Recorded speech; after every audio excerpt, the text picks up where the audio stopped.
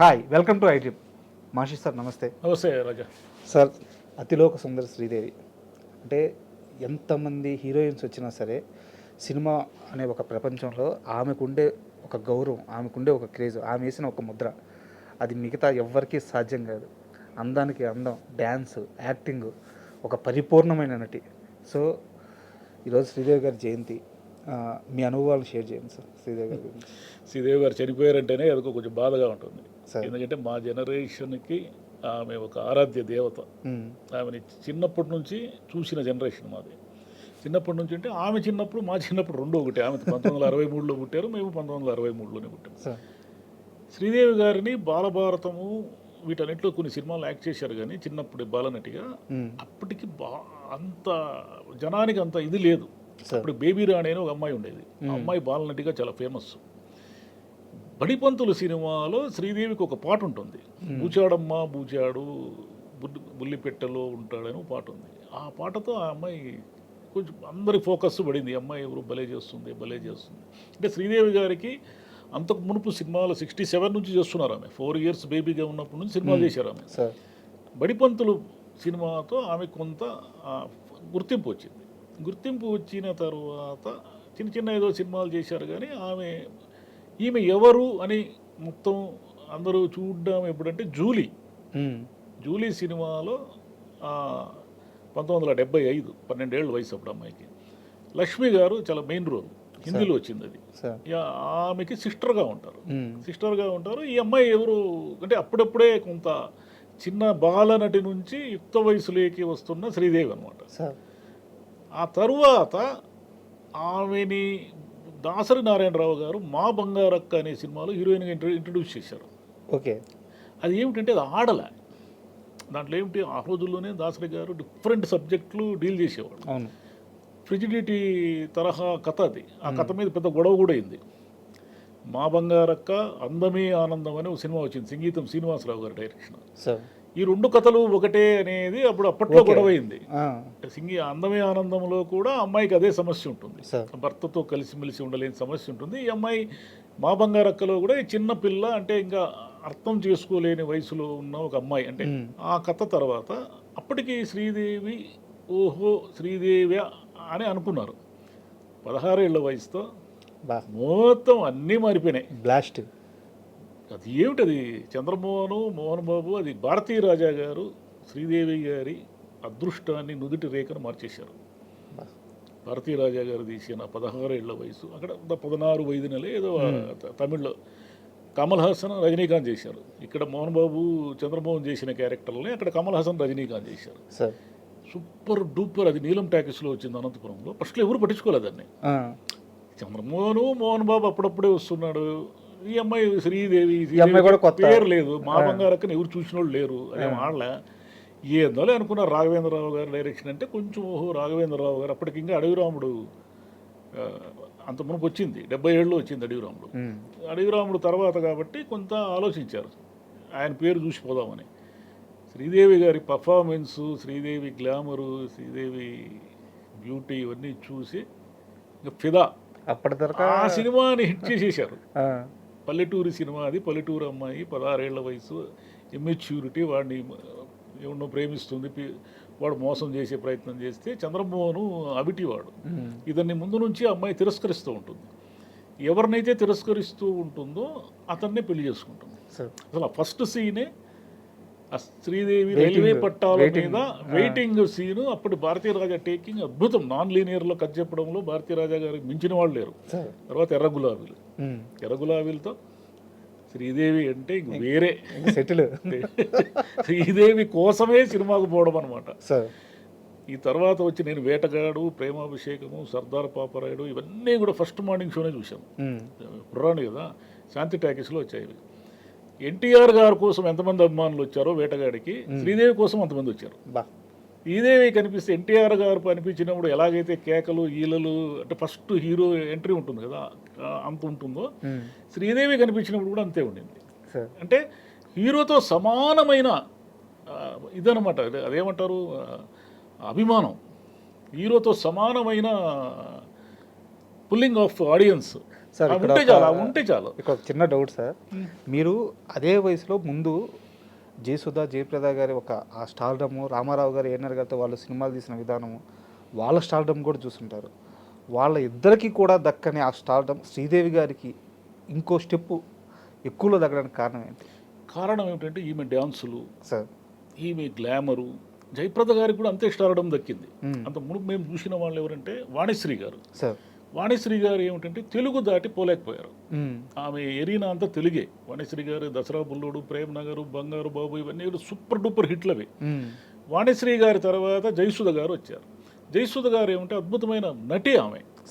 ఆమె డ్యాన్సులో లేకపోతే అదేమంటారు గ్లామర్ స్టార్ కాదు, అంటే కుర్రాళ్ళ దృష్టిలో జయసుధ గారు ఉంటే సినిమా బాగుంటుందనే కానీ ఆమె కోసం పరిగెత్తి 1కి 10 సార్లు చూసే కుర్రతనం లేదు అప్పుడు. అది ఆ స్టార్డమ్ము ఎంతో కొంత జయప్రద గారికి వచ్చింది. ఎప్పుడు అడవిరాముడులో ఎప్పుడైతే నాణ్యాలు విసిరారో గారేసుకో పోయి పారేసుకో పాటికి అది ఎన్టీఆర్ గారికి విసిరింది కాదు, జయప్రద గారి కోసం విసిరిన నాణ్యాలే అవి. శ్రీదేవి గారు వచ్చేసరికి ఎప్పుడైతే ఎర్ర గులాబీలు ఇవన్నీ వచ్చాయో తర్వాత వేటగాడు పెద్ద పెద్ద హీరోలు, ప్రేమాభిషేకము, అందరూ అంటే కృష్ణ గారితో చాలా సినిమాలు చేశారు ఆమె. కమల్ హాసన్తో అయితే 17 సినిమాలు చేశారు ఆమె. ఆకలి రాజ్యం బాలచంద్ర గారి సినిమాలో కమల్ హాసన్ పర్ఫార్మెన్స్ ఏ రేంజ్లో ఉంటుందంటే, నేను చెప్పేది అప్పటి వరకు మనం బేటగాడు వీటన్నిటిలో గ్లామర్ శ్రీదేవిని చూసాం కదా. గ్లామర్ శ్రీదేవి కంటే ముందు ఆ తర్వాత వచ్చిన ఆకలి రాజ్యంలో ఆమె పర్ఫార్మెన్సు, ఆమె అంటే ఆ నిరుద్యోగుల కోసము ఆమె పడే తపన, ఆమె తన వీడి కోసం తన ప్రేమను త్యాగం చేసి ప్రతాప్ పోతున్న సీన్లు ఉంటాయి. లాస్ట్ డైలాగ్స్ కూడా చాలా ఎక్కువ ఉండవు సార్, చాలా తక్కువ ఉంటాయి. ఆమె పలికే విధానం కూడా ఒక ముద్దుగా ఉన్న ఎమోషనల్గా ఉంటుంది. మీరు ప్రేమాభిషేకం చూడండి, దాసనారాయణరావు గారు నాగేశ్వరరావు గారి సుదీర్ఘమైన డైలాగ్ అలాగే ఉంచుతారు. అప్పటి వరకు శ్రీదేవి ఎక్స్ప్రెషన్ ఉండదు. శ్రీదేవి గారి ఎక్స్ప్రెషన్ చూపించరు. మామూలుగా డైరెక్టర్లు అయితే ఏం చేస్తారంటే ఈయన డైలాగ్కి కౌంటర్లు వేస్తుంటారు ఆమె ఎక్స్ప్రెషన్. అలా ఉండదు. నాగేశ్వరరావు గారు చెప్తూ ఉంటారు, ఈ లోకానికి అంతా తెలుసు మనం కలిసి తిరిగి అని, ఈ లోకానికి అంతా తెలుసు మనం పెళ్లి చేసుకుంటున్నామని, ఈ లోకానికి అంతా తెలుసు. పెద్ద డైలాగ్ అది. ఆ డైలాగ్ అయినాక శ్రీదేవి గారి ఎక్స్ప్రెషన్ స్టార్ట్ అవుతుంది. ఆమె ఎలాగంటే ఆ కన్నీళ్ళు ఆపుకోలేక ఉక్రోషం, సరే రాజేష్ నాకు పెళ్ళే కాదని కదా నీ ఉద్దేశం అంటే, ఏఎన్ఆర్ ఉద్దేశం కూడా ఏమిటంటే ఈ పిల్లతో ఎలాగైనా మాట అనిపించాలి, ఎలాగైనా ఎవరినో ఒకటి పెళ్లి చేసుకుంటే తాను క్యాన్సర్ కాబట్టి ఎంత బాగుంటుందంటే అసలు ఆమె కోసమే ప్రేమాభిషేకం చూసిన వాళ్ళు ఉన్నారు. తర్వాత హిందీ లేకపోయి ఒక్క వెలుగు, హిమ్మత్వాల అన్నీ ఆమె కదా హీరోయిన్ ఎక్కడుంది? చాలామంది ఫిల్మ్ఫేర్లు రాశారు. మిస్టర్ ఇండియా అనే సినిమాని యాక్చువల్గా మిసెస్ ఇండియా అని పెట్టి ఉండాల్సింది. దీంట్లో అనిల్ కపూర్ది ఏముంది, అంత శ్రీదేవిదే కదా ఉంది అని, అంత బాగా ఉంటుంది. తోఫా ఆ పాటలు అయితే ఏమి హిట్ ఆ రోజుల్లో. ఆమె హిందీలోకి వెళ్ళిన తర్వాత ఆమె రేంజ్ హిందీలో #1. జయప్రద గారు, శ్రీదేవి గారు ఒక దశలో హిందీ సినిమా ఫీల్డ్ అంతా వీళ్ళే ఏలారు. జితేంద్ర గారితో 16 సినిమాలు చేశారు ఆమె.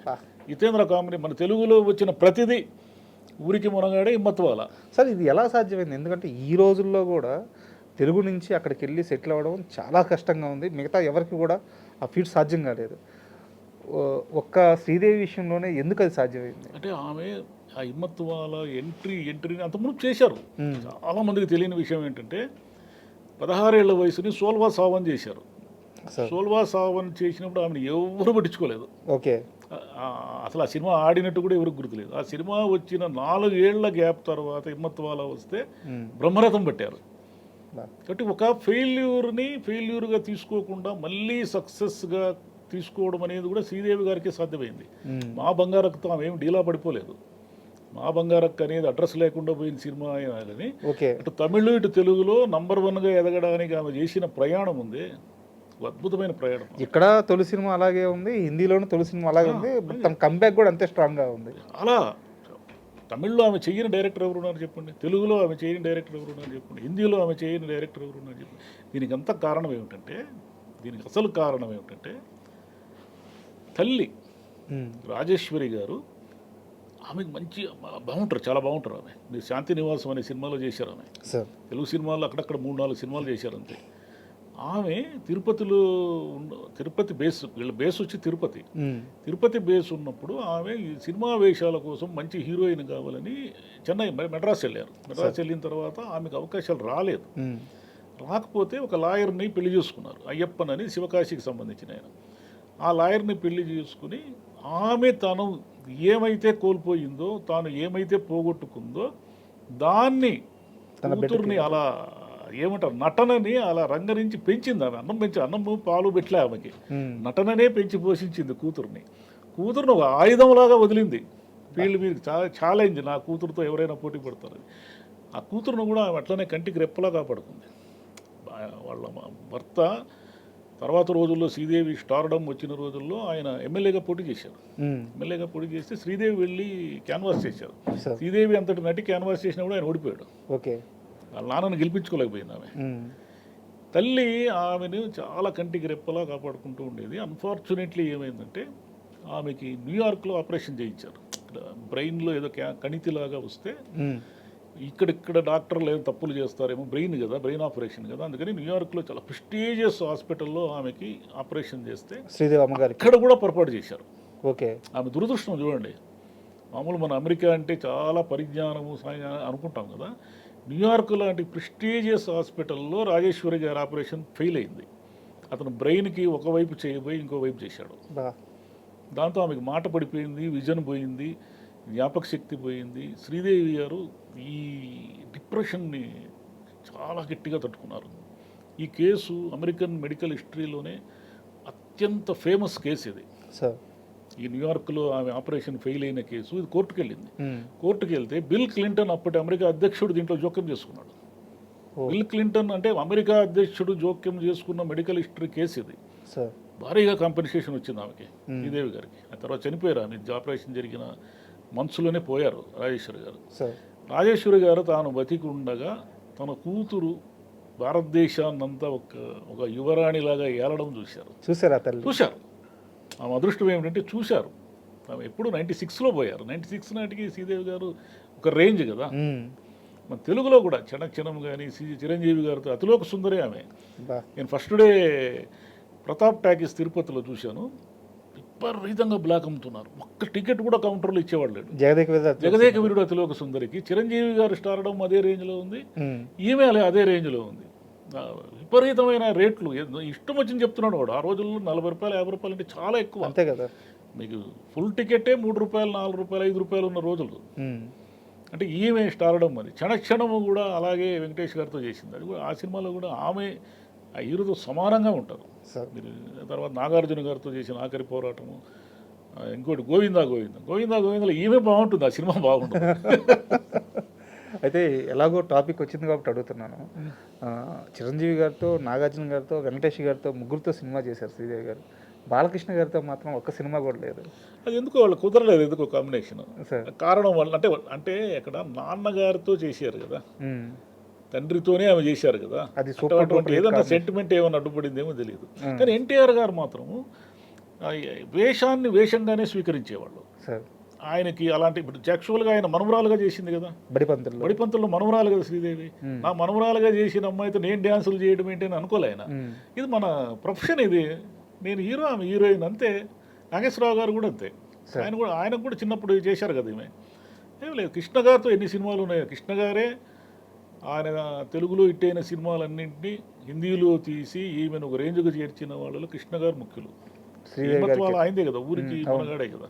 కృష్ణ గారు మవాలి, అదేంటది చుట్టాలు వస్తున్నారు జాగ్రత్త అనుకుంటా, చాలా సినిమాలు హిందీలోకి వెళ్ళాయి. మీరు చాలా గొప్ప మాట, మంచి ప్రస్తావన తీసుకొచ్చారు.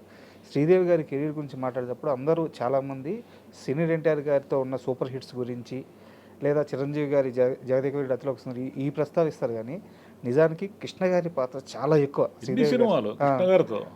ఇక్కడ హిట్లు బాలీవుడ్లో ఆమె చేసిన ప్రతి hit cinema, remake cinema Krishna గారి చాలా ఆ ప్రొడక్షన్లో ఉంటాయి. కమల్ హాసన్ గారి తర్వాత కృష్ణ గారితో ఎక్కువ చేశారు. వాళ్ళిద్దరి అనుబంధం ఎలా ఉండేది? వాళ్ళిద్దరు చాలా, అంటే ఈయన రఫ్ అండ్ టఫ్ క్యారెక్టర్లు కదా కృష్ణ గారు. ఆమె మామూలుగా పల్లెటూరు వేషం వేసిన, ఏ వేషం వేసినా శ్రీదేవి గారు అలా ఒదిగిపోయేవాడు.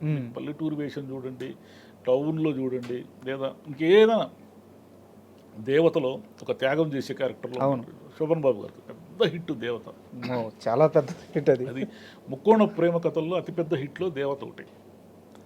మలయాళం చేశారు, తమిళ్లో చేశారు, హిందీలో చేశారు. అసలు తమిళ్లో ఏమిటంటే పెద్ద పెద్ద డైరెక్టర్లతో చేశారు ఆమె. బాలచంద్రతో చేశారు, భారతీరాజ్తో చేశారు, బాలు మహేంద్రతో అతిపెద్ద హిట్ ఉంది ఆమెకి.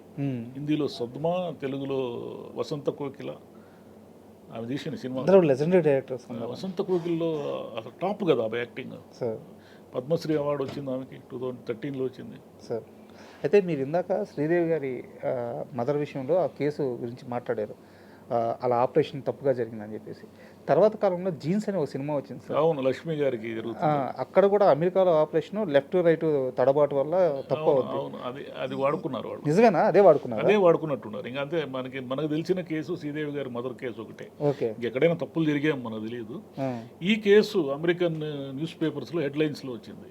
సార్ పొరపాటు జరిగింది, భారతదేశపు ప్రముఖ నటి తల్లికి ఇలా సర్జరీ పొరపాటు జరిగిందని. అంటే మొత్తం శ్రీదేవి గారి కెరీర్లో ఆమె చేసిన బిగ్గెస్ట్ సినిమాలు ఉంటాయి కదా సార్, ఆ కలెక్షన్స్ ఎలా ఉండేవి? అంటే మిగతా హీరోయిన్స్కి సాధ్యమయ్యేదా, లేకుంటే శ్రీదేవి గారి మాత్రం వేరుగా ఉండేవారు? శ్రీదేవి గారి కోసమే కలెక్షన్ ఉండేది. అంటే హిమ్మత్వాలా అనుకోండి, తోఫా అనుకోండి, శ్రీదేవి గారి కోసమే చూశారు. వేటగాడు, ఎన్టీఆర్ గారు ఎంత స్టార్ అయినా కూడా శ్రీదేవి లేకుండా దాన్ని ఊహించుకోండి మీరు. ఆమె డామినేషన్ ఉండేది, విపరీతమైన డామినేషన్. ఆమె ఉందంటే సినిమా ఇంకా అంటే ఉమెన్ విపరీతంగా లైక్ చేసేవాళ్ళు. అంటే ఆమె అదృష్టం ఏమిటంటే ఆమె పర్ఫార్మెన్సు, ఆమె నటనకి ఉమెన్ ఎంత అభిమానులుగా ఉండేవాళ్ళు. కుర్రాళ్ళు, ఆమె గ్లామర్, ఆమె డ్యాన్సులు, వీటి కోసము మామూలు యంగ్ జనరేషన్ అంతా కూడా అంతగానే ఆమెని ఇష్టపడేవాళ్ళు. అంటే ఇరువైపులా ఇష్టపడడం అనేది ప్రాక్టికల్ ఇంపాసిబుల్. పర్ఫార్మెన్స్ని ఇష్టపడే వాళ్ళు ఉన్నప్పుడు గ్లామర్ తగ్గుతుంది, గ్లామర్నే ఇష్టపడే వాళ్ళు ఉన్నప్పుడు పర్ఫార్మెన్స్ తగ్గుతుంది. రెండు బ్యాలెన్స్ అయినాయి. ఆమె విషయంలో చాలా అరుదది. సార్ మీరే అన్నారు కుర్రాళ్ళకి అందరికీ శ్రీదేవి ఇష్టం అని చెప్పేసి. నిజానికి ఇండస్ట్రీలో కూడా చాలా మందికి శ్రీదేవి గారు అంటే గౌరవం ఉంది, ఇష్టం ఉంది. అసలు అమ్మగారు చెప్తూ ఉంటారు, అవును, ఆయన అభిమాని ఇప్పటికీ చెప్తూ ఉంటారు, ఇప్పటికీ అదే చెప్తుంటారు. అయితే అంత క్రేజ్ ఉన్న శ్రీదేవి గారు బోనీ కపూర్ గారిని, అంటే అప్పటికే వారికి మ్యారేజ్ అయ్యింది, సో వారి పరిచయం ఎక్కడైంది? అది ప్రేమగా ఎలా దారితీసి, ప్రేమ వివాహంగా ఎలా? దీన్ని మనం ఎలా చెప్పాలంటే సార్, శ్రీదేవి గారు అంటే ఎవరు? ఆమె ఒక నటి కూతురు. 4 ఏళ్ల వయసు నుంచి కూడా కుటుంబ అవసరాల కోసం కావచ్చు, లేదా తల్లి యొక్క ఆ లక్ష్యాన్ని నెరవేర్చడం కోసం కావచ్చు, ఆ ఇంట్లో ఆమెకి ఏమీ లేదు. ఏమీ లేదు మీన్స్ అంటే డబ్బులు ఒకటే కాదు కదా. తెల్లవారు 7 గంటలకు, ఆ రోజుల్లో ఫోన్లు లేవు, తెల్లారు 5 గంటలకి లేచి 4కు లేచి షూట్కి వెళ్ళాలి. షూట్కి వెళ్ళిన తర్వాత ఆమె చదువుకోలేదు. ఆమె చదువంతా కూడా ఇంట్లో ఏదో ప్రైవేట్గా చదువుకున్న చదివే తప్ప ఆమె ఎప్పుడు స్కూళ్ళకి వెళ్ళింది లేదు, కాలేజీలకు వెళ్ళింది లేదు, ఏమీ లేదు. అంటే ప్రపంచం తెలియదు ఆమెకి. మనుషులు ఎలా ఉంటారు, ప్రపంచం ఎలా ఉంటుంది అనేది ఏమీ తెలియదు.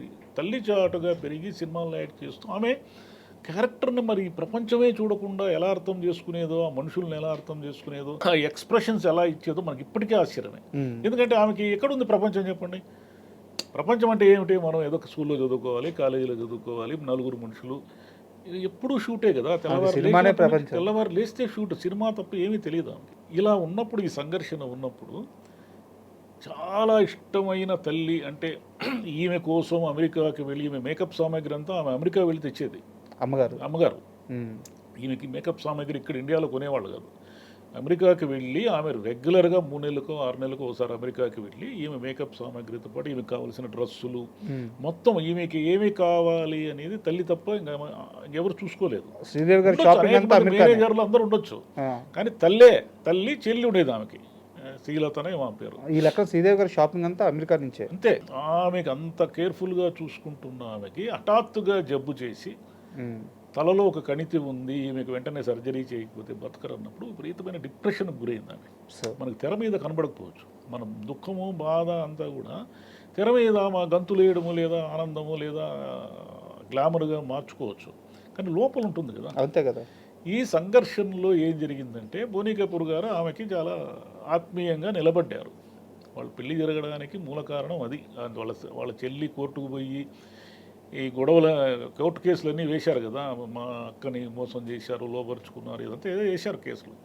కానీ వాస్తవంగా జరిగింది ఏమిటి? ఆమె అయితే ఇష్టపడి పెళ్లి చేసుకుంది కదా, పెళ్లి చేసుకుంది, 2 పిల్లలు ఉన్నారు. తర్వాత రోజుల్లో ఒక దురదృష్టవశాత్తు ఒక యాక్సిడెంట్ లాంటి అదేదో నీటి తొట్టిలో మునిగి చనిపోయారు. అందరూ షాక్. దేశం చాలామంది, ప్రపంచంలోని అనేక దేశాల్లో ఉన్న తెలుగు వాళ్ళు, భారతీయులందరూ షాక్ అయ్యారు. శ్రీదేవి గారు చనిపోయారు అనే విషయాన్ని ఎవరు జీర్ణించుకోలేకపోయారు. తెల్లవారుజామున బ్రేకింగ్లో వచ్చింది. ఆదివారం పూట అనుకుంటా ఏదో మొత్తం మీద న్యూస్ మనకు 12 గంటలకు న్యూస్ కవరేజ్ ఉంటుంది కదా, అది దాటిపోయిన తెల్లవారుజాము ఎప్పుడో బ్రేకింగ్లో వచ్చింది అది. శ్రీదేవి చనిపోయినారంటే నిద్రమత్తులో టీవీలు పెట్టుకున్న వాళ్ళందరూ షాక్ అయిపోయారు, శ్రీదేవి చనిపోయింది అని. అంటే బాగా ఒక సౌందర్య రాశిలాగా ఉన్నవాళ్ళు తర్వాత ఒక 50 ఏళ్ళు దాటిన తర్వాత సినిమాలు చేయడం కూడా కరెక్ట్ కాదు. ఎందుకంటే ఆమెను అలా ఆరాధించిన వాళ్ళు ఒక ముసలి శ్రీదేవిని చూడడానికి ఇష్టపడలేదు.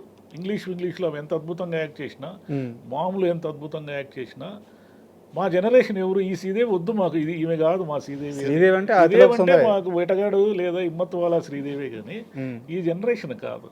కాబట్టి గ్లామర్ స్టార్లుగా పేరు పొందిన వాళ్ళు అంటే ఇప్పుడైతే ఎవరికి అవకాశాలే లేవు అనుకోండి, చాలా తక్కువ మందికి వచ్చాయి. వాణేశ్వరి గారు మళ్ళీ రీఎంట్రీ చేశారు, అలా ఎవరో కొంతమంది తప్ప. వీళ్ళు ఎవరు రీఎంట్రీ చేయకపోతేనే కరెక్ట్. షర్మిల ఠాగూర్ గారు ఉన్నారు, ఆమె ఇప్పుడు ఈ వయసులో వచ్చి యాక్ట్ చేస్తే చూడరు జనం. ఆమె అభిమానులు వేరు, ఆమె జనరేషన్ వేరు. శ్రీదేవి గారు కూడా మెల్లిగా యాక్టింగ్ మానుకొని ఉంటే బెస్ట్ ఏమో. ఇంగ్లీషు మాము ఉందని పొగిడినా కూడా చాలామంది అభిమానులు నొచ్చుకున్నారు ఆమెను అలా చూడలేక. అది కూడా అభిమానమే, ఆమెను అలా చూడడం ఇష్టం లేదు. ఆమె పిల్లలు ఇద్దరు ఉన్నారు కదా, ఆ జాన్వీ కపూర్ కూడా మంచి నటే కానీ, బట్ తల్లి అంతట నటి అయ్యే అవకాశం అయితే లేదు. ఎక్కడైనా కష్టం అది, ఎందుకంటే వారసత్వం అనేది ఏదో రేర్గా వస్తుంది. పృథ్వీరాజ్ కపూర్ కుటుంబానికి వచ్చింది అది, చాలా అరుదుగా వస్తుంది. ఎన్టీఆర్ గారి కుమారుడు బాలకృష్ణ గారికి ఎంతో వచ్చింది. ఇప్పుడు పిల్లలు ఏదో చేస్తున్నారు కానీ తండ్రి అంతటి లెగసీని మ్యాచ్ చేయడం, మామూలుగా తల్లి అంతటి హీరోయిన్లు అయిన వాళ్ళు కూడా చాలా తక్కువ, వేళ్ల మీద లెక్క పెట్టవచ్చు. మనది మగపిల్లల వారసత్వమే కాబట్టి హీరోల సంగతి వదిలేస్తే హీరోయిన్లుగా అయిన వాళ్ళు చాలా తక్కువ. ఇంకా ఏమైనా ఉందేమో అవకాశం, చిన్నపిల్లలే కాబట్టి ఇంకా వాళ్ళకి భవిష్యత్తులో మంచి సినిమాలు తీస్తారేమో చూద్దాం.